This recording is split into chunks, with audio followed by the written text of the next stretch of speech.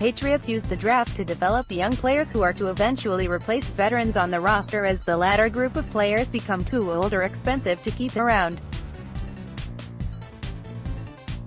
While the Patriots' draft record of late has been unlucky at certain spots, the team has continued to win regardless. As the core from the 2010 decade continues to age, the Patriots have a lot of draft capital to replace those players with 12 draft picks, with 6 of them being in the top 100. The Patriots should be looking at these positions when it comes to the NFL draft. Development QB, medium Tom Brady and Brian Hoyer probably aren't leaving Foxborough pretty soon, although both players are scheduled for unrestricted free agency after the 2019 season. This year's QB crop isn't littered with high-upside guys who can start in a couple years, but rather quarterbacks who could end up seeing a long career as a backup. The Patriots have historically taken development QBs on the second day of the draft between Jimmy Garoppolo, Brian Mallett, Jacoby Brissett, and Kevin O'Connell. If that trend continues, I wouldn't be surprised if they target NC State Ryan Finley on day 2 as a QB to develop behind Brady and Hoyer before Finley takes over the backup job in 2020. Otherwise they will either go with a day 3 QB for a camp arm similar to Danny Etling last season, unless the organization believes Etling is worth developing as a player. Potential fits: Will Grier, Ryan Finley, Brett Rypien outside receiver. Hi, the Patriots certainly are in need of pass-catching talent. The team's 3 most dangerous pass catchers are Julian Edelman, James White, and Philip Dorsett. Edelman himself is coming off an MVP performance in Super Bowl 53, although the rest of the receiving core, including RBs and TEs, is pretty lackluster or filled with situational players. Edelman and Dorsett are both scheduled for free agency after the season, which puts a priority on drafting an outside receiver to take over in 2020. The team cannot plan to have Josh Gordon available for the duration of the season, although having him available is obviously a boost. The Patriots have never drafted a receiver in the first round under Bill Belichick, although they've been linked to Odell Beckham Jr.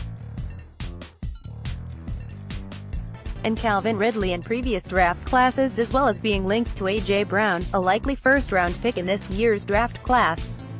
Potential fits: A.J. Brown, Andy Isabella, Miles Boykin, David Sills, Riley Ridley, Deebo Samuel. Tight end, medium-high Rob Gronkowski's retirement does not put any extra priority on the position. The team had already lost Dwayne Allen to the Dolphins prior to free agency. The top tees on the depth chart today are free agent signing Matt Lockosi, 2018 7th-round pick Ryan Izzo, and the oft-injured Jacob Hollister. Of those 3, only Lockosi has proven he can play at the NFL level, and he's more of a move-tay than an inline tay like Gronk or Allen. Izzo is in the mold of the latter and is a tenacious blocker, so he at the minimum could do Allen's job of being a run blocker and reluctant pass receiver. The Patriots were linked to Jared Cook and FA before the latter decided to sign with the New Orleans Saints. With the Patriots making RB Sony Michel a focal point of the offense in 2018 and in the years to come, the team will definitely value TEs that can block at the point of attack like Gronk and Allen did last season. Potential fits: Jay Sternberger, Caden Smith, Kahale Warring offensive guard, medium-high Joe Thuney and Ted Karras are both headed for free agency after the season. While the team doesn't necessarily need someone who needs to step in right away at the position, it is also worth having someone to mold into a starter next year and serve as addition IOL depth. The Patriots are set at the 2 other IOL positions, with David Andrews and Shaq Mason locked up to at least the 2020 season. Potential fits: Chris Lindstrom, offensive tackle. Hi, the largest position hole on the roster is at the tackle spot. As of right now, the scheduled starters are Isaiah Wynn and Marcus Cannon, which isn't bad on paper. However, Wynn is coming off an Achilles injury and Cannon has his own injury history on the other side. The team currently lacks depth at the position, which I expect to be addressed in the draft. I get the feeling they might trade for an expiring tackle contract like Trent Brown last season while drafting one to develop behind him. Wynn being able to fill in at left tackle answers that position long-term at least, leaving whoever sticks from this year's draft to take over at RT in a year or two.